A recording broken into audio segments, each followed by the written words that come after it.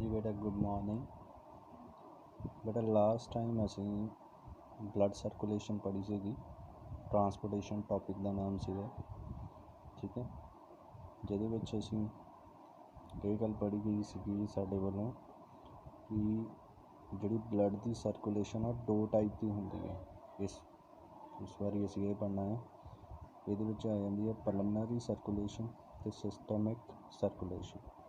But उस तो पहले एक बार रिवाइज कर लिए की पढ़िया सीगा। हार्ट की सर्कुलेशन पढ़ी सी, जिहदे आ देखो ये हो गया ब्लू कलर और रैड कलर। ब्लू कलर मीनस जिहड़ा गंदा खून आ, रैड कलर मीनस जिहड़ा साफ खून आ। ब्लू कलर ब्लड जिहड़ा आ रहा है साढ़े लोअर बॉडी पार्ट्स तो ते अपर बॉडी पार्ट्स तो। साढ़े अपर हार्ट जिहड़ा साडा 4 चैंबर सीगा। उपरलियां चैंबर्स में असी ऑरिकल बोलते हैं, थल्ले वेंट्रिकल बोलते थे, ठीक है। सब तो पहला ब्लड कितने आंदा राइट ऑरिकल के विच, ठीक है। दैन इतने ट्राइकैस्पिड वॉल प्रेजेंट होंगे, ओपन होंगे राइट वेंट्रिकल के विच आंदा। फिर ब्लड साफ होने कितने आंदा लंग्स के कोल, साफ हो के फिर दोबारा वापस कितने आंदा लैफ्ट ऑरिकल के विच, लैफ्ट ऑरिकल तो लैफ्ट वेंट्रिकल के विच, left ventricle to all the body parts. ये सी साडी सर्कुलेशन जी असी लास्ट टाइम पढ़ी सी। नैक्सट असी इस टाइप के उही जी सर्कुलेशन दो तरह की होंगी बेटा, एक होंगी पलमनरी सर्कुलेशन, एक होंगी सिस्टमिक सर्कुलेशन। इस डायग्राम देख के तुसीं अद्धी तो समझ गए होने। पलमनरी बेटा वो सर्कुलेशन आ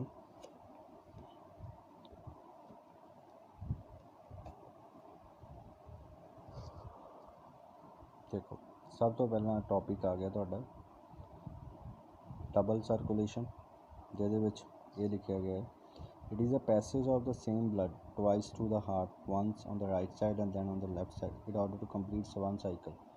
डबल सर्कुलेशन की होंदा, देखो इधरों ब्लड गया अंदर एंटर किया गंदा खून साफ होने गया लंग्स को, लंग्स तो दोबारा वापस आया, ठीक है। फिर सर्कुलेट किया दोनों चैम्बर दैन बॉडी पार्ट्स, इनू कहते डबल सर्कुलेशन।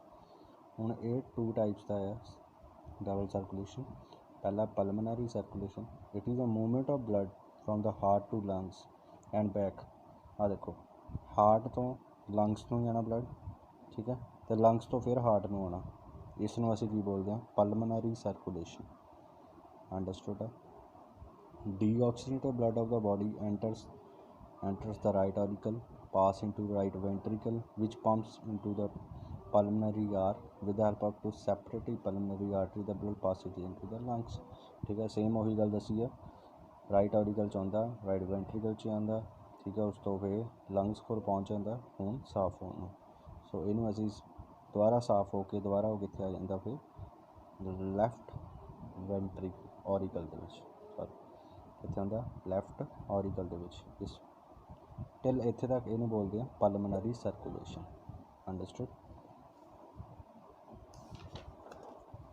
नैक्सट है अंदर systemic circulation.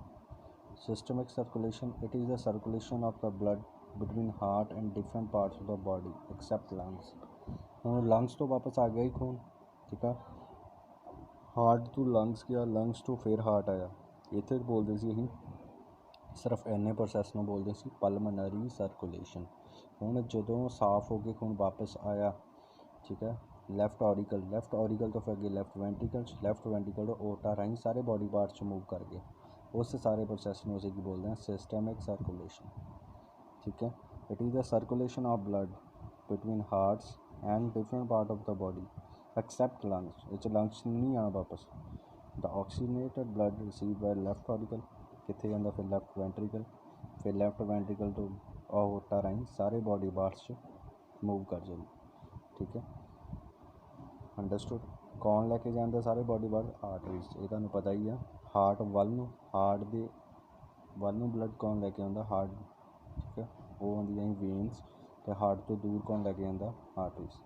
So inside the organs the blood loses oxygen and nutrients, it becomes the carbon dioxide and waste product भी deoxygenated blood is retained by veins and sent to right auricle. फिर उस तो बाद वही गल है, उन्हें साडी उस गंदे खून साफ होया खून फिर उन्हें कार्बन डाइऑक्साइड वगैरह होर वेस्ट मटीरियल कलैक्ट करना, फिर साडे ਰਾਈਟ ਔਰੀਕਲ 'ਚ ਪਹੁੰਚ ਜਾਣਾ, ਫਿਰ ਇੱਦਾਂ ਹੀ ਲੰਗਸ ਤੋਂ ਜਾਂਦਾ ਸਾਫ ਹੋਣ। ਸੋ ਇਹ ਦੋਨੇ ਸਰਕੂਲੇਸ਼ਨ ਚੱਲਦੀਆਂ ਰਹਿੰਦੀਆਂ।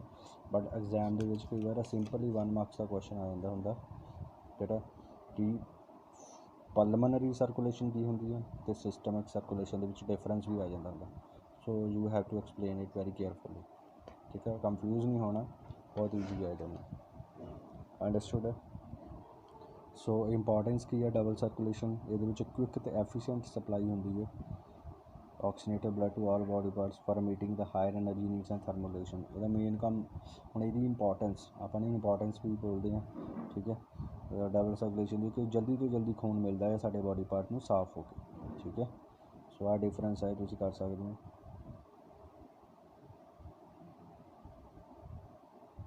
ਅੰਡਰਸਟੂਡ ਹੈ। ਨੈਕਸਟ ਸਿਸਟਮ ਆਪਣੇ ਬਣਾ ਲੰਫੈਟਿਕ ਸਿਸਟਮ। ਇਹ ਛੋਟੇ ਛੋਟੇ ਟੌਪਿਕਸ ਆ ਜਿਹੜੇ ਕਿ ਈਜ਼ੀ ਤੁਹਾਨੂੰ ਰਹਿਣੇ ਆ। ਲੰਫੈਟਿਕ ਸਿਸਟਮਸ ਕੀ ਹੁੰਦਾ? It is a system of capillaries, vessels, lymph nodes which specialize to collect lymph from the tissue fluid, carry the same to the blood in the region of subclavian veins।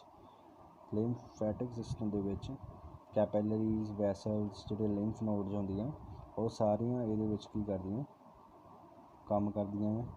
ਜਿਹੜਾ ਕਿ ਇੱਕ lymph ਇੱਕ fluid ਹੁੰਦਾ ਆ, ਠੀਕ ਹੈ, ਜਿਹੜਾ ਕਿ ਕਲੈਕਟ ਕੀਤਾ ਜਾਂਦਾ ਬਲੱਡ ਤੋਂ। ਅੰਡਰਸਟੂਡ। ਹੁਣ ਆਹ ਦੇਖੋ, ਆਹ ਡਾਇਗਰਾਮ ਹੈ। ਠੀਕ ਹੈ, ਇਹਦੇ ਵਿੱਚ ਅਲੱਗ-ਅਲੱਗ ਜਿਹੜੀਆਂ ਆ ਲਿੰਫ ਨੋਡਸ ਹੋ ਗਈਆਂ। ਠੀਕ ਹੈ, ਇਹ ਕਲੈਕਟ ਕਰਨ ਸਾਰਾ ਗਰੁੱਪਸ ਬਣਿਆ ਹੋਇਆ। ਸੋ ਇਹ ਜਿਹੜੀਆਂ ਲਿੰਫ ਨੋਡਸ ਹੁੰਦੀਆਂ ਕਿ ਹਾਰਟ ਤੋਂ ਜਦੋਂ ਹਾਰਟ ਉਹ ਸਾਫ਼ ਕੀਤਾ ਹੋਇਆ ਖੂਨ ਸਾਰੇ ਬੋਡੀ ਪਾਰਟਸ ਜਾਣਾ, ਅਲੱਗ-ਅਲੱਗ ਜਿਹੜੀਆਂ ਨੋਡਸ ਹੈਗੀਆਂ ਉਹਨਾਂ ਨੂੰ ਕੀ ਕਰ ਲੈਣਾ, ਕਲੈਕਟ ਕਰ ਲੈਣਾ ਬਲੱਡ ਨੂੰ। ਠੀਕ ਹੈ, ਹੁਣ ਲਿੰਫ ਕੀ ਹੁੰਦਾ ਪਹਿਲਾਂ ਉਹ ਪੜ੍ਹੀਏ।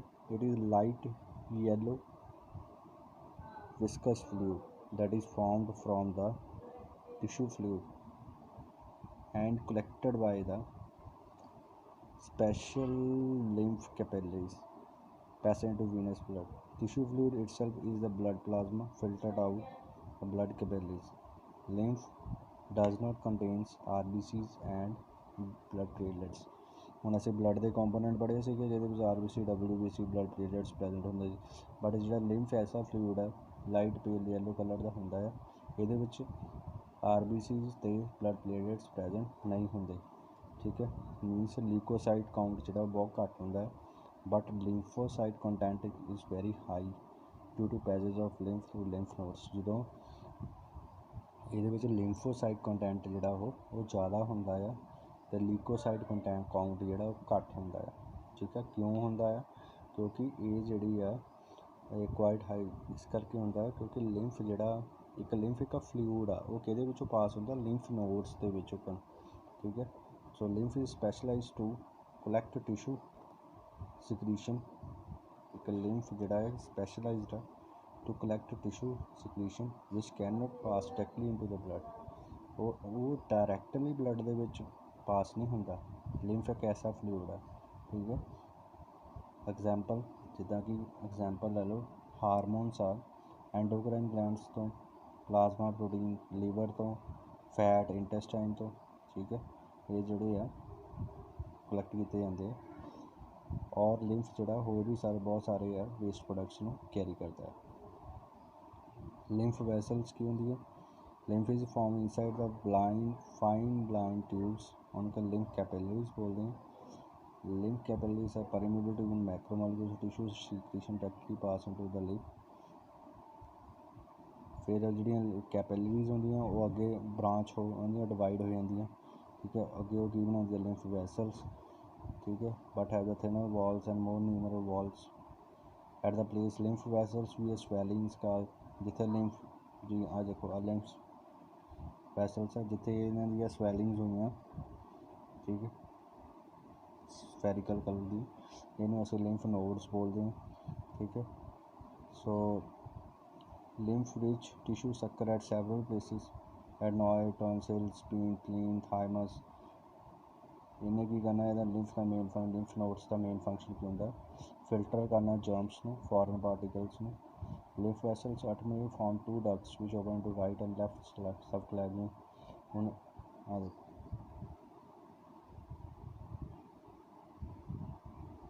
सब कलेवियन वेन अपने पढ़ी सी एक, वो की होंगी है हार्ट तो जी दो ट्यूब्स निकलती हैं, एक जी है साढ़े लैफ्ट साइड में राइट साइड में चल जाती है, एक लैफ्ट साइड में, सो इस करके इन्हें सब कलेवियन वेन कहने।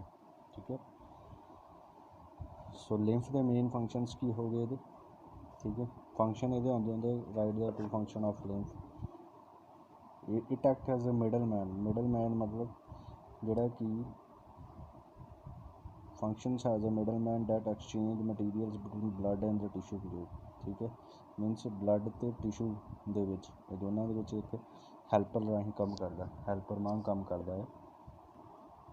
सैकेंड ਇਹਦਾ ਹੈਗਾ maintenance of the blood volume. Blood volume continues to decrease due to filtration of blood plasma from the blood capillaries. Lymph करता same and puts back in the blood. ਹੁਣ ਲਿੰਫ ਦਾ main ਕੰਮ ਸੀਗਾ ਜਿਹੜਾ ਜੋ ਵੀ waste material ਜਗ੍ਹਾ ਨੂੰ collect ਕਰਦਾ ਸੀਗਾ। ਠੀਕ ਹੈ, ਦੈਨ ਉਹਨੂੰ ਸਾਫ਼ ਕਰਕੇ ਦੁਬਾਰਾ ਉਹਨੂੰ ਬਲੱਡ ਦੇ ਵਿੱਚ ਦੁਬਾਰਾ ਭੇਜ ਦਿੰਦਾ ਸੀਗਾ।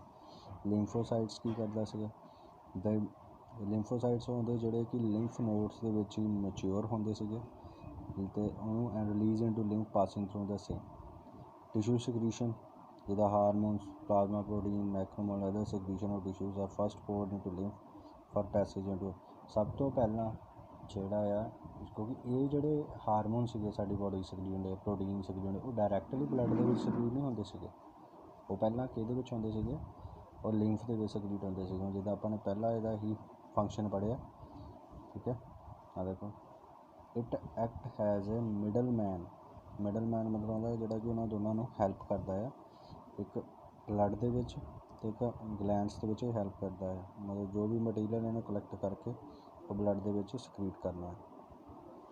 सो फैट की होंगी है, लिम्फ पिकअप्स है digestive fat from elementary cup और इदा ही इन्हें लिम्फ ने की करना जी फैट सक्रीट करते एलीमेंट्री कैनाल। ठीक है, उन्होंने उतों कलैक्ट करना तो कितने पोर करना ब्लड के वेस्ट मटीरियल में इदा ही उन्हें टिशूज़ तो कलैक्ट करना। ठीक है, तो पोर कितने करना ब्लड के जर्म्स ਨੂੰ। ठीक है, लिम्फ कैपिलरीज जी होंगे वो कलैक्ट करदियाँ जो germs the germs are taken to the lymph nodes for the destruction. So उन्होंने लिम्फ नोड्स तो भेज दिंदा है, ये जोड़े लिम्फ नोड्स है उन्होंने डिस्ट्रॉय कर देंदियाँ। कोई भी जर्म्स कोई पार्टिकल जो ब्लड के एंटर कर जाता द बॉडी के एंटर करता उन्होंने लिम्फ नोड्स जी वो डिस्ट्रॉय कर देंगे। तो यदा मेन ये फंक्शनस इंपॉर्टेंट है सब तो ज़्यादा ये लिम्फ के। तो हुण समझ लग गई। एग्जाम्पल तो दस देना, एक ब्लड हो गया तो यह टिशू हो गया।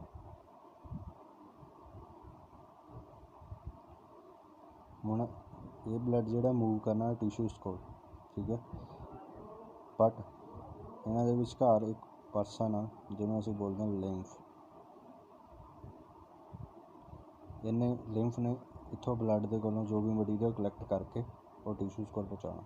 सो एक इस करके इन्हों एक हैल्पर की तरह काम करता। सो ये सारे ये इदा ही करता है, जो भी हारमोनस उन्होंने कलैक्ट करता है, जो फैट आ उन्होंने कलैक्ट करना, वेस्ट मटीरियल उन्होंने कलैक्ट करना।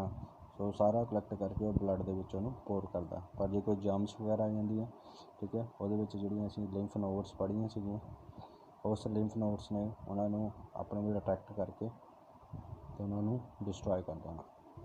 ठीक है, सो यह पढ़ लो डिफरेंस इहदा करना है तुसीं। रेडिशन ब्लड का कलर होंदा पील येलो होंदा, ओपेक होंदा, ट्रांसपेरेंट, क्वाइट विस्कस, इसकी विस्कोसिटी लो होंदी है, वो आरबीसी होंदी, आरबीसी ब्लड प्लेटलेट्स भी होंगे, पेशेंट होंदा। ये लीकोसाइड काउंट 5000 to 8000 पर ml, ये बहुत घट लीकोसाइड काउंट होंदा है। ठीक है, ब्लड फ्लोस रैपिडली मूव करता है, ये लिम्फ जोड़ा बहुत स्लोली मूव करता है। सो ब्लड जो बाई डायरैक्शन होंदा from heart to organ and organ to heart, उन्होंने पासे मूव करता है, हार्ट तो ऑर्गनस नूं, ऑर्गनस नूं हार्ट नूं। तो लिम्फ जोड़ा uni direction from tissues to subclavian veins. ठीक है, transport that main transport between for different materials in the body function middle man. So यदा मेन फंक्शन यही है कि ये दोनों के विचकार टिशू तो ब्लड के एक मिडल मैन एक्ट करता है। अंडरस्टूड। नैक्सट अपने टॉपिक आ जाता ट्रांसपोर्टेशन इन प्लांट्स। सब तो पहला असीं ह्यूमन बींग्स के पढ़ के हटे हैं। ठीक है, ਹੁਣ ਪਲਾਂਟਸ ਦੇ ਵਿੱਚ ਹੁਣ ਟਰਾਂਸਪੋਰਟੇਸ਼ਨ ਪਲਾਂਟਸ ਜਿਹੜਾ ਇਹ ਅਸੀਂ 9th ਦੇ ਵਿੱਚ ਵੀ ਤੁਸੀਂ ਪੜ੍ਹਿਆ ਸੀਗਾ, ਠੀਕ ਹੈ। ਜਿੱਦਾਂ ਕਿ unlike animal some materials pass in out of plants to diffusion, ਇਹਨਾਂ ਦੀ ਤੁਹਾਨੂੰ ਪਤਾ ਹੀ ਹੈ ਕੁਝ ਜਿਹੜੀਆਂ ਦੋ ਪ੍ਰੋਸੈਸ ਹੁੰਦੇ ਸੀਗੇ, ਆਸਮੋਸਿਸ, ਡਿਫਿਊਜ਼ਨ, ਠੀਕ ਹੈ। ਇਹ ਉਹਨਾਂ ਦੇ ਰਾਹੀਂ ਜਿਹੜੀ ਹੈ ਇਹ ਪਾਸ ਹੁੰਦਾ ਹੈ ਮਟੀਰੀਅਲ। ਪਰ rapid gases diffusion to occur the plants process tomato lenticels, ਠੀਕ ਹੈ। ਹੁਣ ਪਲਾਂਟਸ ਦੇ ਵਿੱਚ ਬਹੁਤ ਸਾਰੇ ਇੱਦਾਂ ਦੇ ਮਟੀਰੀਅਲਸ ਪ੍ਰੈਜ਼ੈਂਟ ਹੁੰਦੇ ਆ, ਆਰਗਨਸ ਕਹਿ ਲਓ ਜਿੱਦਾਂ ਪਲਾਂਟ ਦੇ, ਜਿਹੜੇ ਹੈਲਪ ਕਰਦੇ ਆ ਉਹਨੂੰ ਸਟੋਰ ਅਬਜ਼ੋਰਬ ਕਰਨ ਵਿੱਚ, ਰਿਲੀਜ਼ ਕਰਨ ਵਿੱਚ ਗੈਸਿਸ ਉਹ ਹੁੰਦੇ ਆ, ਜਿੱਦਾਂ ਸਟੋਮੈਟਾ, ਲੈਂਟੀਕਲਸ। ਡੇ ਟਾਈਮ ਦੇ ਵਿੱਚ ਵੀ ਫੋਟੋਸਿੰਥੇਸਿਸ ਆਰਗਨਸ ਹੁੰਦੇ ਆ, ਜਿਹਦੇ ਵਿੱਚ ਕਾਰਬਨ ਡਾਈਆਕਸਾਈਡ ਉਹ ਅਬਜ਼ੋਰਬ ਕਰਦੇ ਆ, ਠੀਕ ਹੈ। ਕਿੱਦਾਂ ਕਰਦੇ ਆ? ਬਾਏ ਡਿਫਿਊਜ਼ਨ ਪ੍ਰੋਸੈਸ ਰਾਹੀਂ। ਉਸੇ ਕਾਰਬਨ ਡਾਈਆਕਸਾਈਡ ਨੂੰ ਉਹਨਾਂ ਨੇ ਯੂਜ਼ ਕਰਨਾ ਕਾਹਦੇ ਵਾਸਤੇ? ਫੂਡ ਦੀ ਸਿੰਥੇਸਿਸ ਕਰਨ ਵਾਸਤੇ, ਅਤੇ ਆਕਸੀਜਨ ਫਿਰ ਰਿਲੀਜ਼ ਕਰਨੀ ਹੈ। ਉਸ ਆਕਸੀਜਨ ਨੂੰ ਕੌਣ ਯੂਜ਼ ਕਰਦਾ? ਹਿਊਮਨ ਬੀਇੰਗਸ ਯੂਜ਼ ਕਰਦਾ, ਠੀਕ ਹੈ। ਬਟ ਆਪਾਂ ਨੇ ਹੁਣ ਇਹਦੇ ਵਿੱਚ ਦੋ ਪ੍ਰੋਸੈਸ ਹੁੰਦੇ ਆ ਟਰਾਂਸਪੋਰਟੇਸ਼ਨ ਪਲਾਂਟਸ ਦੇ ਵਿੱਚ, ਠੀਕ ਹੈ। ਉਹ ਦੋ ਪ੍ਰੋਸੈਸ ਹੈਗੇ ਆ, ਇੱਕ ਜ਼ਾਇਲਮ ਅਤੇ ਇੱਕ ਫਲੋਇਮ, ਠੀਕ ਹੈ। 9th ਕਲਾਸ ਦੀ ਜੇ ਇਸ ਇੱਥੋਂ ਤੁਹਾਨੂੰ ਨਾ ਸਮਝ ਲੱਗੇ ਤਾਂ ਤੁਸੀਂ 9th ਕਲਾਸ ਦੀ ਬੁੱਕ ਵਿੱਚੋਂ ਵੀ ਇਹ ਮੈਥਡ ਕਰ ਸਕਦੇ ਹੋ, ਕਿਉਂਕਿ ਉਹਦੇ ਵਿੱਚ ਤੁਸੀਂ ਇਹ ਸਾਰੀਆਂ ਚੀਜ਼ਾਂ ਐਕਸਪਲੇਨ ਕੀਤੀਆਂ ਸੀਗੀਆਂ। ਦੋ ਟਾਈਪਸ ਆਫ ਫਸਟ ਚੈਪਟਰ ਸੀਗਾ ਨਾ ਉਹਦੇ ਵਿੱਚ ਫਸਟ ਜਾਂ ਸੈਕਿੰਡ ਚੈਪਟਰ ਸੀਗਾ, ਜਿਹਦੇ ਵਿੱਚ ਉਹਦੀਆਂ ਜ਼ਾਇਲਮਸ ਅਤੇ ਫਲੋਇਮ ਦੀਆਂ ਟਾਈਪਸ ਨੂੰ ਐਕਸਪਲੇਨ ਕੀਤਾ ਹੋਇਆ ਸੀਗਾ, ਠੀਕ ਹੈ। ਸੋ ਇਹਦੇ 4 ਐਲੀਮੈਂਟਸ ਹੁੰਦੇ ਆ ਜ਼ਾਇਲਮ ਦੇ, ਇੱਕ ਫਾਈਬਰ, ਟਰਕੀਡ, ਵੈਸਲ, ਜ਼ਾਇਲਮ ਪੈਰਨਕਾਈਮਾ, ਠੀਕ ਹੈ। ਉਹਦੇ ਵਿੱਚ ਇਹ ਵੀ ਦੱਸਿਆ ਹੋਇਆ ਕਿਹੜੇ ਡੈਡ ਆ, ਕਿਹੜੇ ਲਿਵਿੰਗ ਹੁੰਦੇ ਆ। ਸੋ ਤੁਸੀਂ ਸਾਰੇ ਕਰ ਸਕਦੇ ਹੋ, ਠੀਕ ਹੈ। ਫਲੋਇਮ ਦੇ 4 ਐਲੀਮੈਂਟ ਆ, fibre, companion cell, sieve tube and phloem parenchyma, ਠੀਕ ਹੈ। ਹੁਣ ਜ਼ਾਇਲਮ ਵੈਸੇ ਇਹ ਹੁੰਦਾ ਕਿ ਜਿਹੜਾ ਜੋ ਵੀ ਲਿਕੁਇਡ ਮਟੀਰੀਅਲ ਆ ਜਿਹੜਾ ਉਹ ਪਲਾਂਟਸ ਦੇ ਵਿੱਚ ਜਿਹੜਾ ਟਰਾਂਸਪੋਰਟ ਹੁੰਦਾ ਆ, ਉਹ ਕੌਣ ਲੈ ਕੇ ਜਾਂਦਾ ਹੈ? ਉਹ ਜ਼ਾਇਲਮ ਲੈ ਕੇ ਜਾਂਦਾ ਹੈ, ਠੀਕ ਹੈ। ਮਤਲਬ ਵਾਟਰ ਐਂਡ ਮਿਨਰਲਸ ਨੂੰ ਟਰਾਂਸਪੋਰਟ 4 ਟਾਈਪਸ ਦੇ ਇਹਦੇ ਵਿੱਚ ਸੈਲਸ ਹੁੰਦੇ ਆ, ਜ਼ਾਇਲਮ ਫਾਈਬਰ, ਜ਼ਾਇਲਮ ਪੈਰਨਕਾਈਮਾ, ਟਰਕੀਡਸ, ਵੈਸਲਸ। ਸੋ ਕੁਝ ਇਹਦੇ ਵਿੱਚ ਲਿਵਿੰਗ ਸੈਲਸ ਹੁੰਦੇ ਆ, ਜਿੱਦਾਂ ਜ਼ਾਇਲਮ ਪੈਰਨਕਾਈਮਾ ਇਹਦੇ ਵਿੱਚ ਇਕੱਲਾ ਲਿਵਿੰਗ ਸੈੱਲ ਆ, ਅਤੇ ਬਾਕੀ ਸਾਰੇ ਕੀ ਆ ਉਹ ਡੈਡ ਸੈਲਸ ਹੁੰਦੇ ਆ, ਠੀਕ ਹੈ। ਸੋ ਇਹ ਚੀਜ਼ਾਂ ਸਾਰੀਆਂ ਪਹਿਲਾਂ ਪੜ੍ਹੀਆਂ ਹੋਈਆਂ ਤੁਸੀਂ, ਇਹਨਾਂ ਦੀ ਸ਼ੇਪਸ ਕਰ ਲੈਣੀ, ਕਿਸ ਇਲੋਂਗੇਟਡ ਸ਼ੇਪਸ ਹੁੰਦੀਆਂ, ਠੀਕ ਹੈ। ਇੱਦਾਂ ਹੀ ਫਲੋਇਮ ਆ ਜਾਂਦਾ। ਫਲੋਇਮ ਜਿਹੜਾ ਇਹ ਵੀ ਕੰਪਲੈਕਸ ਟਿਸ਼ੂ ਆ, ਜਿਹਦੇ ਵਿੱਚ ਟਰਾਂਸਪੋਰਟ ਇਹ ਕਾਹਦੇ ਵਿੱਚ ਹੈਲਪ ਕਰਦਾ? ਫੂਡ ਨੂੰ ਟਰਾਂਸਪੋਰਟ ਕਰਨ ਵਿੱਚ ਹੈਲਪ ਕਰਦਾ। 4 ਟਾਈਪਸ ਦੇ ਸੈਲਸ ਪ੍ਰੈਜੈਂਟ ਹੁੰਦੇ ਆ ਇਹਦੇ ਵਿੱਚ, sieve tube, companion cells, phloem parenchyma and phloem fibres. ਇਹਦੇ ਵਿੱਚ ਇਕੱਲਾ ਇੱਕ ਹੀ ਡੈਡ ਸੈੱਲ ਆ, ਉਹ ਕਿਹੜਾ ਹੈ? ਫਲੋਇਮ ਫਾਈਬਰ, ਠੀਕ ਹੈ। ਬਟ ਉਹਦੇ ਜ਼ਾਇਲਮ ਦੇ ਵਿੱਚ ਉਹਦੇ ਵਿੱਚ ਸਿਰਫ ਇੱਕ ਲਿਵਿੰਗ ਸੈੱਲ ਸੀਗਾ, ਬਾਕੀ ਸਾਰੇ ਡੈਡ ਸੀਗੇ। ਓਨਲੀ ਜ਼ਾਇਲਮ ਪੈਰਨਕਾਈਮਾ ਜਿਹੜਾ ਉਹ ਲਿਵਿੰਗ ਸੈੱਲ ਸੀਗਾ, ਬਾਕੀ ਸਾਰੇ ਜਿਹੜੇ ਐਲੀਮੈਂਟਸ ਉਹ ਡੈਡ ਸੀਗੇ। ਬਟ ਫਲੋਇਮ ਦੇ ਵਿੱਚ ਓਨਲੀ 1 ਡੈਡ ਸੈੱਲ, ਅਦਰ ਸਾਰੇ ਸੀਗੇ ਆ ਲਿਵਿੰਗ ਸੈੱਲਸ, ਠੀਕ ਹੈ। ਸੋ ਸੀਵ ਟਿਊਬਸ ਜਿਹੜੇ ਆ ਕੰਡਕਟਿੰਗ ਚੈਨਲਸ ਹੁੰਦੇ, ਕੰਡਕਟਿੰਗ ਚੈਨਲਸ ਨੂੰ ਜਿਹੜੇ ਟਰਾਂਸਪੋਰਟ ਕਰਨ ਵਿੱਚ ਹੈਲਪ ਜ਼ਿਆਦਾ ਕਰਦੇ ਆ, ਠੀਕ ਹੈ। ਮਲਟੀ ਸੈਲਰ ਟਿਊਬ ਚੈਨਲਸ ਹੁੰਦੇ ਆ, ਸੋ ਇਹਨਾਂ ਨੂੰ ਸੀ ਪਲੇਟਸ ਵੀ ਕਹਿੰਦੇ ਹਾਂ ਅਸੀਂ, ਠੀਕ ਹੈ। ਇਹ ਸਾਰੀਆਂ ਚੀਜ਼ਾਂ ਪਹਿਲਾਂ ਪੜ੍ਹੀਆਂ ਹੋਇਆ। ਸੋ ਜ਼ਾਇਲਮ ਐਂਡ ਫਲੋਇਮ ਵੀ ਇਹਦਾ ਡਿਫਰੈਂਸ ਹੋ ਜਾਣਾ ਤੁਹਾਡਾ ਕਲੀਅਰ। ਵਾਟਰ ਅਤੇ ਮਿਨਰਲਸ ਨੂੰ ਕੰਡਕਟ ਕਰਦਾ ਹੈ, ਫੂਡ ਨੂੰ ਕੰਡਕਟ ਕਰਦਾ ਹੈ ਫਲੋਇਮ। 1 ਟਾਈਪ ਉਹਦਾ ਲਿਵਿੰਗ ਸੈਲਸ ਹੁੰਦੇ ਆ। ਜ਼ਾਇਲਮ ਦੇ ਵਿੱਚ 1 ਟਾਈਪ ਦੇ ਲਿਵਿੰਗ ਸੈਲਸ ਹੁੰਦੇ ਆ, 3 ਬਾਕੀ ਡੈਡ ਹੁੰਦੇ ਆ। ਇਹਦੇ ਵਿੱਚ 1 ਡੈਡ ਹੁੰਦਾ ਹੈ, ਬਾਕੀ 3 ਲਿਵਿੰਗ ਸੈਲਸ ਹੁੰਦੇ ਆ, ਠੀਕ ਹੈ। ਸੋ ਇਹ ਜ਼ਾਇਲਮ ਦੇ ਜਿਹੜੇ 3 ਟਾਈਪ ਦੇ ਡੈਡ ਸੈੱਲ ਹੁੰਦੇ ਉਹਨਾਂ ਦੇ ਤੁਸੀਂ ਨਾਲ ਲਿਖ ਸਕਦੇ ਹੋ, ਫਾਈਬਰ, ਟਰਕੀਡਸ ਐਂਡ ਵੈਸਲਸ। ਇਹਦੇ ਵਿੱਚ ਇਹ 1 ਟਾਈਪ ਦਾ ਡੈਡ ਸੈੱਲ ਆ ਜਿਹੜਾ ਮੀਨਸ ਉਹਨਾਂ ਦੋਨਾਂ ਦੇ ਵਿੱਚ ਡੈਡ ਸੈੱਲ ਦੇ ਨਾਮ ਲਿਖੇ ਹੋਏ ਆ। ਓਬਵੀਅਸਲੀ ਜਿਹੜਾ ਇੱਕ ਚਾਹੇ 1 ਡੈਡ ਸੈੱਲ ਚਾਹੇ 3, ਉਹਨਾਂ ਤਿੰਨਾਂ ਦੇ ਨਾਂ ਲਿਖਦੇ ਜਾਂ 1 ਦਾ ਲਿਖਦੇ, ਤਾਂ ਬਾਕੀ ਤੁਹਾਨੂੰ ਪਤਾ ਹੀ ਹੈ ਦੂਜੇ ਲਿਵਿੰਗ ਸੈਲਸ ਹੋਣਗੇ, ਠੀਕ ਹੈ। ਸੋ ਟਰਾਂਸਪੀਰੇਸ਼ਨ ਕੀ ਹੁੰਦੀ ਆ? ਇਹ ਪ੍ਰੋਸੈਸ ਹੋ ਗਿਆ ਤੁਹਾਡਾ ਕਲੀਅਰ। ਟਰਾਂਸਪੋਰਟੇਸ਼ਨ ਹੋ ਗਿਆ ਕਲੀਅਰ। ਨੈਕਸਟ ਆਉਂਦਾ ਟਰਾਂਸਪੀਰੇਸ਼ਨ ਤੁਹਾਨੂੰ ਪਤਾ ਹੀ ਆ, ਛੋਟੇ ਹੁੰਦੇ ਤੁਸੀਂ ਪੜ੍ਹਦੇ ਆ ਰਹੇ ਹੋ। ਸੋ ਬੇਟਾ ਇਹ ਛੋਟੇ ਟੋਪਿਕਸ ਆ ਜਿਹੜੇ ਤੁਸੀਂ ਪਹਿਲਾਂ ਵੀ ਪੜ੍ਹੇ ਹੋਏ ਆ, ਠੀਕ ਹੈ। ਟਰਾਂਸਪੀਰੇਸ਼ਨ ਹੁੰਦਾ ਆ, it is a loss of water in the vapour form from the exposed part of the plant.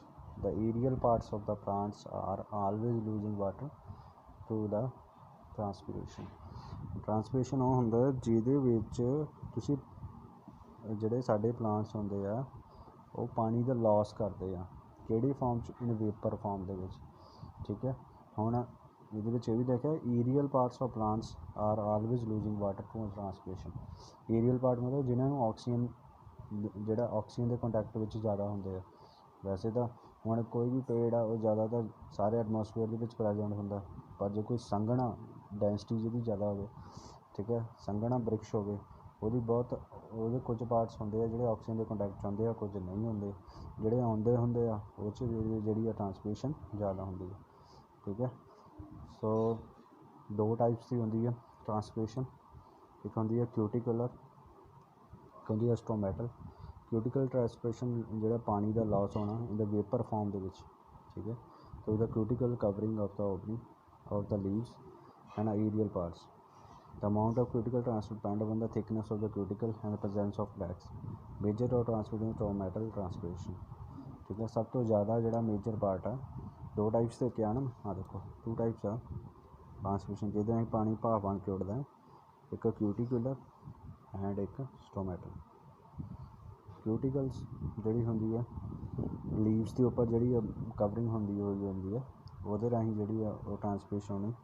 ਅਤੇ ਹੁਣ ਉਹ ਕਈ ਲੀਵਸ ਦੇ ਵਿੱਚ ਜਿਹੜੀ ਆ ਉਹਨਾਂ ਦੀ ਥਿਕਨਿੰਗ ਜ਼ਿਆਦਾ ਹੁੰਦੀ ਆ, ਕਈਆਂ ਦੀ ਘੱਟ ਹੁੰਦੀ ਆ, ਉਹ ਡਿਪੈਂਡ ਕਰਦਾ ਉਹਦੀ ਥਿਕਨੈਸ 'ਤੇ ਕਿੰਨੀ ਟਰਾਂਸਪੀਰੇਸ਼ਨ ਹੋਊਗੀ, ਠੀਕ ਹੈ। ਸੋ ਮੇਜਰ ਪਾਰਟ ਜਿਹੜਾ ਜ਼ਿਆਦਾ ਪਾਰਟ ਆ ਉਹ ਸਾਡਾ ਸਟੋਮੈਟਾ ਪ੍ਰੈਜੈਂਟ ਹੁੰਦਾ ਹੈ ਪਲਾਂਟਸ ਦੇ ਵਿੱਚ।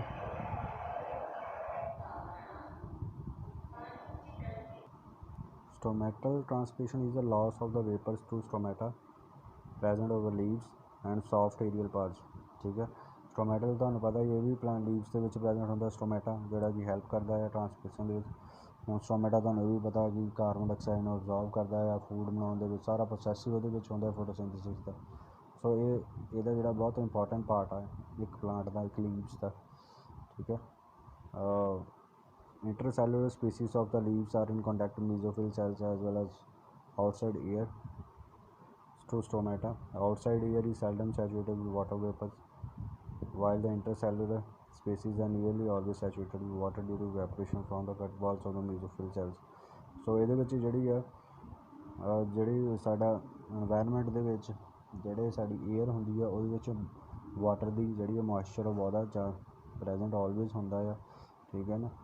ਤੋ ਉਹ ਜਿਹੜਾ ਆ ਇੱਕ ਡਿਊ ਟੂ ਦਾ ਜਦੋਂ ਵੀ ਸਨਲਾਈਟ ਪਲਾਂਟਸ 'ਤੇ ਪੈਂਦੀ ਹੈ ਤਾਂ ਇਵੈਪੋਰੇਸ਼ਨ ਜਿਹੜੀ ਆ ਉਹ ਟਰਾਂਸਪੀਰੇਸ਼ਨ ਹੁੰਦੀ ਆ।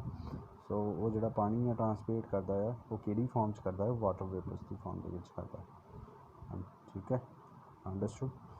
ਸੋ ਇਹ ਜਿਹੜਾ more water vapours come from mesophyll cells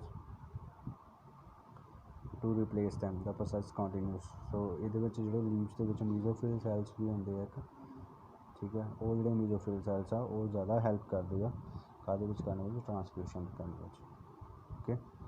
so understood 2 types ਦੀ ਹੁੰਦੀ ਹੈ, ਤੁਸੀਂ ਇਹ ਗੱਲ ਯਾਦ ਰੱਖਣੀ ਹੈ, ਕਿਊਟੀਕਲ ਐਂਡ ਸਟੋਮੈਟਲ। ਕਿਊਟੀਕਲ ਜਿਹੜਾ ਉਹ ਕਿਤੇ ਡਿਪੈਂਡ ਕਰਦਾ ਹੈ, ਉਹ ਲੀਵਸ ਦੀ ਥਿਕਨੈਸ 'ਤੇ ਡਿਪੈਂਡ ਕਰਦਾ ਹੈ, ਪੱਤਿਆਂ ਦੀ ਜਿਹੜੀ ਮੋਟਾਈ 'ਤੇ। ਅਗਰ ਮੋਟਾਈ ਜ਼ਿਆਦਾ ਹੋਊਗੀ ਤਾਂ ਫਿਰ ਘੱਟ ਟਰਾਂਸਪੀਰੇਸ਼ਨ ਹੋ ਜਾਏਗੀ, ਅਗਰ ਥਿਕਨੈਸ ਘੱਟ ਹੁੰਦੀ ਹੈ ਤਾਂ ਉਹ ਟਰਾਂਸਪੀਰੇਸ਼ਨ ਜ਼ਿਆਦਾ ਹੁੰਦੀ ਹੈ। ਸਟੋਮੈਟਲ ਦਾ ਤੁਹਾਨੂੰ ਪਤਾ ਹੀ ਹੈ, ਸਟੋਮੈਟਾ ਇੱਕ ਮੇਨ ਕੰਪੋਨੈਂਟ ਹੁੰਦਾ ਹੈ ਲੀਵਸ ਦਾ, ਇੱਕ ਪਲਾਂਟ ਦਾ, ਜਿਹੜਾ ਕਿ ਫੋਟੋਸਿੰਥੇਸਿਸ ਪ੍ਰੋਸੈਸ ਵੀ ਕਰਦਾ ਹੈ, ਟਰਾਂਸਪੀਰੇਸ਼ਨ ਵੀ ਕਰਦਾ ਹੈ, ਠੀਕ ਹੈ, ਫੂਡ ਬਣਾਉਣ ਵਿੱਚ ਵੀ ਹੈਲਪ ਕਰਦਾ ਹੈ, ਔਰ ਅਦਰ ਗੈਸਿਸ ਨੂੰ ਵੀ ਐਕਸਚੇਂਜ ਕਰਨ ਵਿੱਚ ਉਹ ਹੈਲਪ ਕਰਦਾ ਹੈ। ਬਸ ਇੰਨਾ ਤੁਸੀਂ ਯਾਦ ਰੱਖਣਾ ਹੈ ਨਾ, ਬਹੁਤ ਇੰਪੋਰਟੈਂਟ ਹੈ। ਨੈਕਸਟ ਅੱਗੇ ਤੁਹਾਡਾ ਆ ਜਾਂਦਾ ਆ ਟੋਪਿਕ ਇੰਪੋਰਟੈਂਸ ਕੀ ਹੈ ਇਹਦੀ ਟਰਾਂਸਪੀਰੇਸ਼ਨ ਦੀ। So cooling can evaporation from the water from the aerial parts results in lowering of the temperature which will otherwise rise due to exposure of sun। ਹੁਣ ਸਨ ਦਾ ਟੈਂਪਰੇਚਰ, ਰੇਸ ਜਿਹੜੀਆਂ ਹੁੰਦੀਆਂ ਉਹਦਾ temperature ਕਿੰਨਾ ਜ਼ਿਆਦਾ ਹੁੰਦਾ ਆ, ਇਸ ਕਰਕੇ ਜਿਹੜਾ ਇਹ ਪਲਾਂਟਸ ਦੇ ਟੈਂਪਰੇਚਰ ਇਹ ਜਿਹੜੀ ਇਵੈਪੋਰੇਸ਼ਨ ਹੁੰਦੀ ਰਹਿੰਦੀ ਹੈ, ਟਰਾਂਸਪੀਰੇਸ਼ਨ ਜਿਹਨੂੰ ਅਸੀਂ ਬੋਲਦੇ ਹਾਂ, ਠੀਕ ਹੈ। ਇਹਦੇ ਕਰਕੇ ਜਿਹੜਾ ਪਲਾਂਟਸ ਦਾ ਟੈਂਪਰੇਚਰ ਇੱਕ ਕੂਲ ਰਹਿੰਦਾ ਹੈ। So concentration of minerals helping in concentration of mineral present rising water, it creates a pull that helps in transfer water and minerals, ਠੀਕ ਹੈ। ਇੱਕ ਪੁੱਲ ਕ੍ਰੀਏਟ ਹੋ ਜਾਂਦਾ, ਉਹਨੂੰ ਸਕਸ਼ਨ ਪੁੱਲ ਜਿਹਨੂੰ ਕਹਿੰਦੇ ਹਾਂ, ਜਿਹੜਾ ਕਿ ਜੜ੍ਹਾਂ ਤੋਂ ਲੈ ਕੇ ਉੱਪਰ ਤੱਕ ਪਾਣੀ ਜਿਹੜਾ ਪੂਰੇ ਉਹ ਪਲਾਂਟਸ ਦੇ ਵਿੱਚ ਸਰਕੂਲੇਟ ਹੁੰਦਾ ਹੈ, ਠੀਕ ਹੈ। ਹੋਰ ਇਹਦੇ ਫੰਕਸ਼ਨਸ ਤੁਸੀਂ ਕਰ ਸਕਦੇ ਹਾਂ, transport of water and minerals, ਠੀਕ ਹੈ। There is a continuous system of dead conducting channels, vessels and turkeys, root tip of the leaves and shoot tips, ਇਹ ਤੁਹਾਨੂੰ ਪਤਾ ਹੀ ਹੈ ਜ਼ਾइलम ਜਿਹੜਾ ਉਹ ਹੈਲਪ ਕਰਦਾ ਸੀਗਾ ਸਾਰੇ ਮਿਨਰਲ ਸਾਇੰਸ ਨੂੰ, ਮਿਨਰਲਸ ਦੀ ਅਬਜ਼ੋਰਪਸ਼ਨ ਕਰਦਾ ਹੈ। ਠੀਕ ਹੈ, ਜਿਹੜੇ ਹੁਣ ਅਬਜ਼ੋਰਪਸ਼ਨ ਤਾਂ ਤੁਹਾਨੂੰ ਪਤਾ ਹੀ ਹੈ ਕਿੱਥੇ ਹੁੰਦੀ ਹੈ, ਜਾਂ ਤਾਂ ਰੂਟ ਦੇ ਪਾਰਟਸ ਦੇ ਵਿੱਚ, growing parts of the root or the surface or epiblema cells as well root hair take part in mineral absorption. Mineral absorption is an active process which involves expenditure of energy। ठीक है, और mineral absorption एक और process है ਜਿਹਦੇ ਵਿੱਚ energy ਦੀ ज़्यादा use ਹੁੰਦੀ ਹੈ। ਹੁੰਦਾ ਪਹਿਲੀ ਗੱਲ ਤਾਂ ਇੰਨੀ ਗੱਲ ਯਾਦ ਰੱਖੋ, ਮਿਨਰਲਸ ਹੁੰਦੇ ਕਿੱਦਾਂ ਅਬਜ਼ੋਰਬ ਆ, ਇੱਕ ਪਲਾਂਟ ਆ ਉਹਦੀਆਂ ਜੜ੍ਹਾਂ ਹੁੰਦੀਆਂ, ਰੂਟਸ ਹੁੰਦੀਆਂ ਜਿਹੜੀਆਂ, ਉਹ ਪਾਣੀ ਨੂੰ ਅਬਜ਼ੋਰਬ ਕਰਦੀਆਂ। ਹੁਣ ਓਬਵੀਅਸਲੀ ਜਿਹੜਾ ਜਦੋਂ ਪਾਣੀ ਅਬਜ਼ੋਰਬ ਕਰੂੰਗੀਆਂ, ਠੀਕ ਹੈ, ਉਹ ਪਾਣੀ ਕਿੱਥੋਂ ਅਬਜ਼ੋਰਬ ਹੋਊਗਾ, ਸੋਇਲ ਤੋਂ। ਹੁਣ ਸੋਇਲ ਦੇ ਵਿੱਚ ਬਹੁਤ ਸਾਰੇ ਮਿਨਰਲਸ ਜਿਹੜੇ ਆਇਨਸ ਆਫ ਪ੍ਰੈਜੈਂਟ ਹੁੰਦੇ।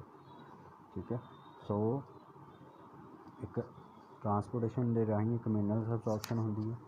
ਠੀਕ ਹੈ, ਦੂਜੇ ਨੰਬਰ 'ਤੇ ਵਾਟਰ ਦੀ ਅਬਜ਼ੋਰਪਸ਼ਨ ਹੁੰਦੀ ਹੈ। ਓਬਵੀਅਸਲੀ ਜੇ ਵਾਟਰ ਦੀ ਅਬਜ਼ੋਰਪਸ਼ਨ ਹੋਊਗੀ ਤਾਂ ਹੀ ਮਿਨਰਲਸ ਉੱਪਰ ਆਉਣਗੇ। ਹੁਣ ਉਹਦੇ ਵਿੱਚ ਰੂਟ ਦਾ ਕਿਹੜਾ ਪਾਰਟ ਹੁੰਦਾ ਆ ਜਿਹੜਾ ਉਹ ਅਬਜ਼ੋਰਬ ਕਰਦਾ ਆ, ਠੀਕ ਹੈ, ਉਹਨੂੰ ਕਹਿੰਦੇ ਆ hair zone. Root hair zone ਜਿਹੜਾ ਆ ਉਹ ਰੀਜ਼ਨ ਹੁੰਦਾ ਜਿਹੜਾ ਵਾਟਰ ਦੀ ਅਬਜ਼ੋਰਪਸ਼ਨ ਕਰਦਾ ਆ ਇਹਦੇ ਵਿੱਚ, ਰੂਟਸ 'ਤੇ।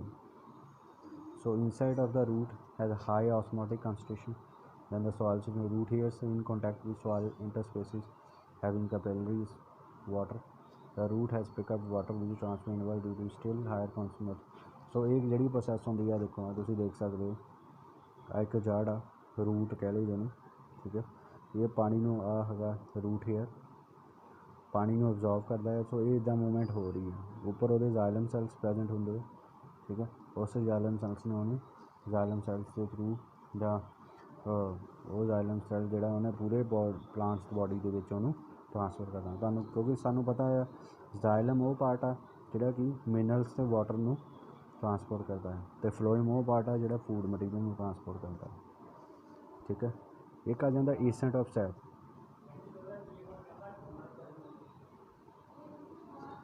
ਏਸੈਂਟ ਆਫ ਸੈਪ ਕੀ ਹੁੰਦਾ, ਇੱਕ ਅਪਵਰਡ ਮੂਵਮੈਂਟ। ਹੁਣ ਦੇਖੋ ਪਾਣੀ ਜਿਹੜਾ ਰੂਟਸ ਅਬਜ਼ੋਰਬ ਤਾਂ ਕਰਦੀਆਂ ਹੈ, ਰੂਟਸ ਨੇ ਪਾਣੀ ਨੂੰ ਅਬਜ਼ੋਰਬ ਕਰਨਾ ਹੈ। ਠੀਕ ਹੈ, ਉਸ ਅਬਜ਼ੋਰਬ ਪਾਣੀ ਨੂੰ ਪੂਰੇ ਪਲਾਂਟ ਦੇ ਵਿੱਚ ਟਰਾਂਸਪੋਰਟ ਕਰਨਾ ਹੈ। ਠੀਕ ਹੈ, ਥੱਲੇ ਤੋਂ ਰੂਟਸ ਤੋਂ ਲੈ ਕੇ ਜੜ੍ਹਾਂ ਤੋਂ ਲੈ ਕੇ ਟੌਪ ਆਫ ਦਾ ਪਲਾਂਟ ਤੱਕ, ਉਸ ਪ੍ਰੋਸੈਸ ਨੂੰ ਅਸੀਂ ਕੀ ਬੋਲਦੇ ਹਾਂ, ਏਸੈਂਟ ਆਫ ਸੈਪ। ਠੀਕ ਹੈ, ਦਾ ਮੈਕੈਨਿਜ਼ਮ ਆਫ ਏਸੈਂਟ ਕਿਹਨੇ ਦਿੱਤਾ ਹੈ, ਡਿਕਸਨ ਅਤੇ ਜੈਲੀ ਨੇ ਦਿੱਤਾ ਹੈ। ਇਟ ਇਜ਼ ਕਾਲਡ ਟਰਾਂਸਮਿਸ਼ਨ ਪੁੱਲ। ਹੁਣ ਇੱਕ ਗੱਲ ਇੱਥੇ ਫੇਰ ਆ ਜਾਂਦੀ ਹੈ, ਅਸੀਂ ਪਿੱਛੇ ਟੌਪਿਕ ਪੜ੍ਹ ਕੇ ਹਟੇ ਹਾਂ ਟਰਾਂਸਮਿਸ਼ਨ ਪੁੱਲ ਕੀ, ਟਰਾਂਸਮਿਸ਼ਨ ਕੀ ਹੁੰਦਾ। ਹੁਣ ਟਰਾਂਸਮਿਸ਼ਨ ਤੁਹਾਨੂੰ ਇੰਨਾ ਪਤਾ ਸੀਗਾ ਕਿ ਪਾਣੀ ਦੀ ਜਿਹੜੀ ਆ ਉਹ ਭਾਫ ਬਣ ਕੇ ਉੱਡ ਜਾਂਦਾ ਵਾਤਾਵਰਨ ਦੇ ਐਨਵਾਇਰਨਮੈਂਟ ਦੇ ਵਿੱਚ। ਬਟ ਤੁਸੀਂ ਇੱਕ ਗੱਲ ਸੋਚੋ, ਉਹ ਪਾਣੀ ਤਾਂ ਜੜ੍ਹਾਂ ਤੋਂ ਹੀ ਆ ਰਿਹਾ, ਜੜ੍ਹਾਂ ਤੋਂ ਉੱਪਰ ਤੱਕ ਆ ਰਿਹਾ। ਹੁਣ ਉਹ ਜੜ੍ਹਾਂ ਤੋਂ ਉੱਪਰ ਤੱਕ ਇੱਕ ਪੁੱਲ ਹੁੰਦਾ, ਉਸ ਪੁੱਲ ਨੂੰ ਟਰਾਂਸਮਿਸ਼ਨ ਪੁੱਲ ਕਹਿੰਦੇ ਆ, ਜਿਹੜਾ ਉਹਨੂੰ ਖਿੱਚਦਾ ਹੈ ਪਾਣੀ ਨੂੰ ਉੱਪਰ ਤੱਕ। ਅੰਡਰਸਟੂਡ ਹੈ ਨਾ। ਸੋ ਇਸ ਕਰਕੇ ਉਹਨੂੰ ਅਸੀਂ ਹੋਰ ਕੀ ਬੋਲਦੇ ਹਾਂ, cohesion tension theory of ascent of sap, ਜਿਹਦੇ ਰਾਹੀਂ ਪਾਣੀ ਜੜ੍ਹਾਂ ਰਾਹੀਂ ਅਬਜ਼ੋਰਬ ਕਰਕੇ ਪੂਰੇ ਸਰਕੂਲੇਟ ਹੁੰਦਾ ਹੈ, ਅਤੇ ਫਿਰ ਜਦੋਂ ਉਹ ਭਾਫ ਬਣ ਕੇ ਉੱਡਦਾ ਹੈ ਉਹਨੂੰ ਟਰਾਂਸਪੀਰੇਸ਼ਨ ਕਹਿੰਦੇ ਹਾਂ। ਹੁਣ ਸਮਝ ਲੱਗ ਗਈ। The force for the ascent of cell lies in aerial parts, ਜਿਹਦੇ ਵਿੱਚ ਮੀਜ਼ੋਫਿਲ ਅਦਰ ਸੈਲ ਜਿਹੜਾ ਵਾਟਰ ਨੂੰ ਲੂਜ਼ ਕਰਨ ਵਿੱਚ ਹੈਲਪ ਕਰਦੇ ਆ ਟੂ ਟਰਾਂਸਮਿਸ਼ਨ। ਠੀਕ ਹੈ, ਅੰਡਰਸਟੂਡ। ਨੈਕਸਟ ਆ ਜਾਂਦਾ ਅੱਗੇ ਤੁਹਾਡਾ ਡਿਵੈਲਪਮੈਂਟ ਆਫ ਨੈਗੇਟਿਵ ਪ੍ਰੈਸ਼ਰ। ਇੱਕ ਨੈਗੇਟਿਵ ਪ੍ਰੈਸ਼ਰ ਹੁੰਦਾ ਹੈ, so loss of water by the mesophyll cells increase the suction pressure. ਹੁਣ ਤੁਸੀਂ ਪਿਛਲੇ ਪੇਜ 'ਤੇ ਇੱਕ ਲਾਈਨ ਪੜ੍ਹੀ ਸੀਗੀ, ਮੀਜ਼ੋਫਿਲ ਸੈਲਸ ਵਰਡ ਪੜ੍ਹਿਆ ਸੀਗਾ। ਹੁਣ ਪਾਣੀ ਦਾ ਜਿਹੜਾ ਲਾਸ ਹੁੰਦਾ ਆ ਕਿਹਦੇ ਰਾਹੀਂ, ਮੀਜ਼ੋਫਿਲ ਸੈਲਸ ਰਾਹੀਂ। ਠੀਕ ਹੈ, ਉਹਨੇ ਕੀ ਕਰਨਾ, ਸਕਸ਼ਨ ਪ੍ਰੈਸ਼ਰ ਨੂੰ ਇਨਕਰੀਜ਼ ਕਰ ਦੇਣਾ, ਕਿਉਂਕਿ ਉਹ ਸਕਸ਼ਨ ਪ੍ਰੈਸ਼ਰ ਕੀ ਕਰਦਾ, they withdraw the water from the xylem channels as the billion of the mesophyll cell withdrawn water from the xylem channel. Water column present in xylem comes under tension and negative pressure. It values 10 to 20 atmosphere. The water column does not break due to two forces. ਸੋ ਉਹ ਜਿਹੜੀ ਇਹ ਆ ਸਾਡਾ ਇਹ ਮੀਜ਼ੋਫਿਲ cells ਆ, ਹੁਣ ਇਹਨਾਂ ਤੁਹਾਨੂੰ ਪਤਾ ਲੱਗ ਗਿਆ, ਉਹ ਮੇਨ ਹੈਲਪ ਕਰਦਾ ਸੀਗਾ ਪਾਣੀ ਨੂੰ ਉਹਨੂੰ ਖਿੱਚਣ ਦੇ ਵਿੱਚ, ਰੂਟਸ ਤੋਂ ਅਬਜ਼ੋਰਬ ਕਰਨ ਦੇ ਵਿੱਚ, ਸਕਸ਼ਨ ਪ੍ਰੈਸ਼ਰ ਲਗਾਉਂਦਾ ਸੀਗਾ। ਠੀਕ ਹੈ, ਸੋ ਇਹਦੇ ਵਿੱਚ ਦੋ ਫੋਰਸਿਸ ਲੱਗਦੀਆਂ ਹੁੰਦੀਆਂ, ਇੱਕ ਕੋਹੈਸ਼ਨ ਫੋਰਸ, ਇੱਕ ਅਡੈਸ਼ਨ ਫੋਰਸ। ਜਿਹੜੀ ਕੋਹੈਸ਼ਨ ਫੋਰਸ ਹੁੰਦੀ ਹੈ, ਜਿਹੜੇ ਪਾਣੀ ਦੇ ਜਿਹੜੇ ਮੋਲੀਕੂਲਸ ਹੁੰਦੇ ਉਹਨਾਂ ਵਿੱਚ ਲੱਗਦੀ ਹੈ। Adhesion force within water molecules and wall of the xylem cell. ਹੁਣ ਸਮਝ ਲੱਗ ਗਈ। ਸਪੋਜ਼ ਕਰ ਲਓ ਆਹ ਜੜ੍ਹਾਂ ਆ,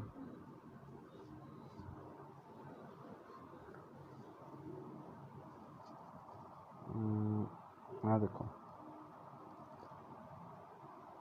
ਆਹ ਤੁਸੀਂ ਦੇਖ ਸਕਦੇ ਹੋ, ਆਹ ਰੂਟ ਹੀਅਰ, ਪਾਣੀ ਅਬਜ਼ੋਰਬ ਹੋ ਰਿਹਾ, ਪਾਣੀ ਦੀ ਮੂਵਮੈਂਟ ਹੋ ਰਹੀ ਹੈ ਇੱਥੇ। ਹੁਣ ਆ ਜ਼ਾਈਲਮ, ਠੀਕ ਹੈ। ਹੁਣ ਜਿਹੜੇ ਆ ਵਾਟਰ ਮੋਲੀਕੂਲ, ਵਾਟਰ ਜਿਹੜਾ ਅਬਜ਼ੋਰਬ ਹੋ ਰਿਹਾ, ਆ ਪਾਣੀ ਜਿਹੜਾ ਵਾਟਰ ਦੇ ਜਿਹੜੇ ਮੋਲੀਕੂਲਸ ਆ ਇਹਨਾਂ ਵਿੱਚ ਜਿਹੜੀ ਫੋਰਸ ਲੱਗਣੀ ਉਹਨੂੰ ਕਹਿੰਦੇ ਹਾਂ ਅਸੀਂ ਕੋਹੈਸ਼ਨ ਫੋਰਸ। ਉਹਨੂੰ ਕਿਹੜੀ ਫੋਰਸ ਕਹਿੰਦੇ ਆ? ਕੋਹੈਸ਼ਨ ਫੋਰਸ। ਬਟ ਇਹ ਜਦੋਂ ਪਾਣੀ ਜਦੋਂ ਇੱਥੇ ਪਹੁੰਚ ਜਾਣਾ ਤੁਹਾਡੇ ਜ਼ਾਈਲਮ ਦੇ ਕੋਲ, ਉਹਦੇ ਜ਼ਾਈਲਮ ਦੀਆਂ ਜਿਹੜੀਆਂ ਵਾਲਸ ਆ ਜਿਹੜੀਆਂ ਅੰਦਰਲੀ ਵਾਲਸ ਆ, ਇਹਨਾਂ ਨੇ ਉਸ ਪਾਣੀ 'ਤੇ ਜਿਹੜੀ ਫੋਰਸ ਲਗਾਉਣੀ ਉਹਨੂੰ ਅਸੀਂ ਬੋਲਦੇ ਹਾਂ ਐਡਹੈਸ਼ਨ ਫੋਰਸ। ਹੁਣ ਸਮਝ ਲੱਗ ਗਈ, ਠੀਕ ਹੈ। So rise of water tension or negative pressure of the column results in upward pull just cold drink ਦੀ stuck with the help or stop. ਹੁਣ ਜਿੱਦਾਂ ਸਪੋਜ਼ ਕਰ ਲਓ ਅਸੀਂ ਕਹਿੰਦਾ ਪਾਣੀ ਕੋਲਡ ਡਰਿੰਕ ਵਗੈਰਾ ਪੀਂਦੇ ਹਾਂ, ਉਹਨੂੰ ਪਾਈਪ ਰਾਹੀਂ ਸਟੋਰ ਰਾਹੀਂ ਉੱਪਰ ਨੂੰ ਖਿੱਚਦੇ ਹਾਂ, ਉਹਦੇ ਵਿੱਚ ਜਿਹੜਾ ਪ੍ਰੈਸ਼ਰ ਲੱਗਦਾ ਆ ਉਹਨੂੰ ਟੈਂਸ਼ਨ ਔਰ ਨੈਗੇਟਿਵ ਪ੍ਰੈਸ਼ਰ ਵੀ ਬੋਲਦੇ ਹਾਂ, ਠੀਕ ਹੈ। ਸੋ ਕਿਹਦੇ ਕਰਕੇ ਲੱਗਦਾ? ਟਰਾਂਸਪੀਰੇਸ਼ਨ ਪੁੱਲ ਕਰਕੇ, ਕਿਉਂਕਿ ਉਹ ਪਾਣੀ ਨੂੰ ਉੱਪਰ ਨੂੰ ਅਸੀਂ ਇੱਕ ਖਿੱਚਣ ਦੇ ਵਿੱਚ ਹੈਲਪ ਕਰਦਾ ਹੈ, ਠੀਕ ਹੈ। ਨੈਕਸਟ ਆ ਜਾਂਦਾ ਤੁਹਾਡਾ ਟਰਾਂਸਲੋਕੇਸ਼ਨ ਹੋ ਜਾਂਦਾ। ਟਰਾਂਸਲੋਕੇਸ਼ਨ ਕੀ ਹੈ ਬੇਟਾ?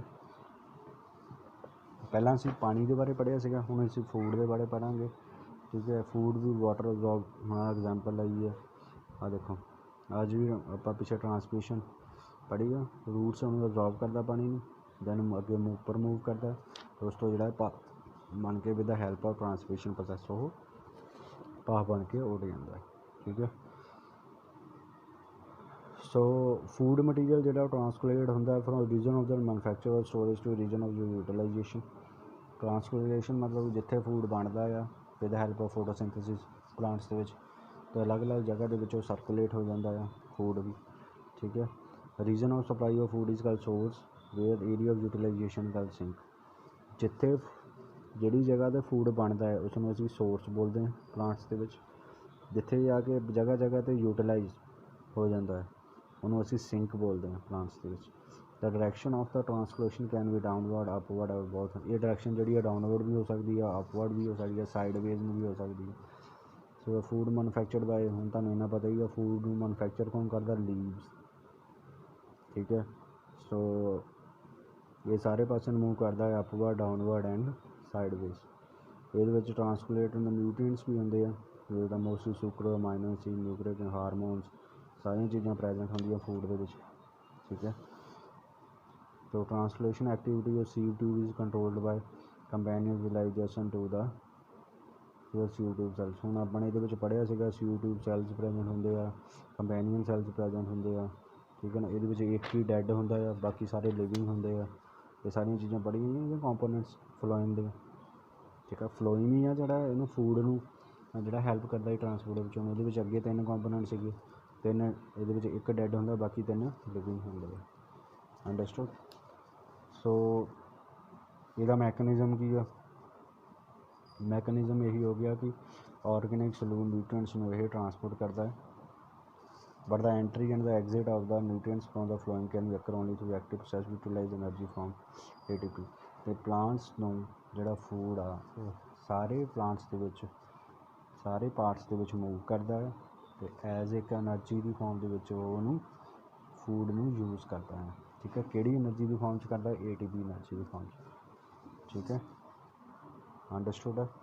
ਸੋ ਇਹ ਕੁਝ ਇਹ ਤੁਸੀਂ ਸਾਰਾ ਕੰਪਲੀਟ ਹੋ ਗਿਆ ਤੁਹਾਡਾ ਟੋਪਿਕ ਇੱਥੇ ਤੱਕ, ਟਰਾਂਸਪੋਰਟੇਸ਼ਨ। ਪਹਿਲਾਂ ਅਸੀਂ ਹਿਊਮਨ ਬੀਇੰਗਸ ਦੇ ਵਿੱਚ ਪੜ੍ਹਿਆ ਸੀਗਾ, ਦੈਨ ਅਸੀਂ ਪੜ੍ਹਿਆ ਸੀ ਅੱਗੇ ਇਹਨੂੰ ਪਲਾਂਟਸ ਦੇ ਵਿੱਚ, ਠੀਕ ਹੈ। ਸੋ ਨੈਕਸਟ ਟੋਪਿਕ ਸਾਡਾ ਐਕਸਕ੍ਰੀਸ਼ਨ ਰਹਿ ਗਿਆ ਇਹਦੇ ਵਿੱਚੋਂ ਇੱਕ, ਠੀਕ ਹੈ। ਬੇਟਾ ਮੈਂ ਤੁਹਾਨੂੰ ਰੈਗੂਲਰ ਜਿਹੜੇ ਆ ਸੀਰੀਜ਼ ਦੇ ਵਿੱਚ ਇਹ ਪੂਰਾ ਚੈਪਟਰ ਪੜ੍ਹਾਇਆ ਹੈ, ਨਾ ਕਿ ਵਿੱਚੋਂ ਸਿਰਫ ਸਾਡਾ ਇੱਕ ਟੋਪਿਕ ਨਹੀਂ ਕਰਵਾਇਆ ਕੀਤਾ ਅਸੀਂ।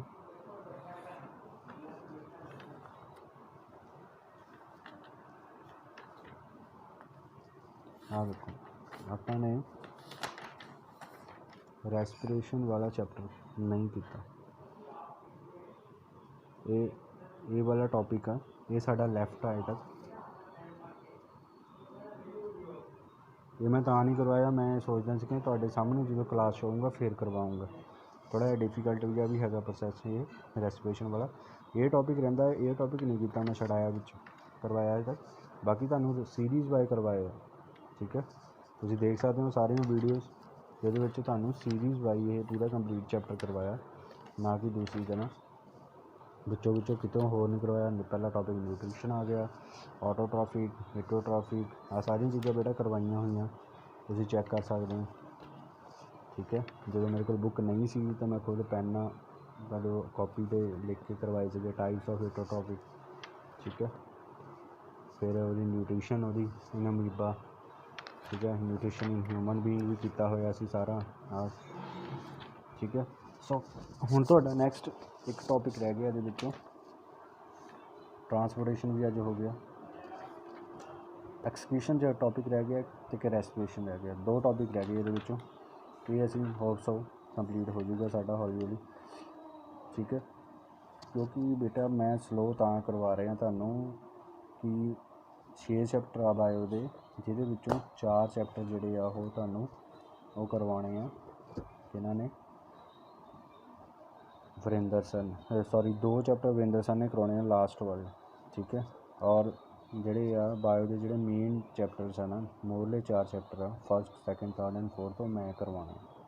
सो डोंट वरी, साढ़े को टाइम काफ़ी आ, असी रोज़ का जे हफ्ते का एक टॉपिक भी करिए चंगी तरह तो तुसीं ये बहुत क्लीयरली बहुत अच्छी तरह ना तुसीं कर सकते हो प्रिपेयर। Okay, thank you.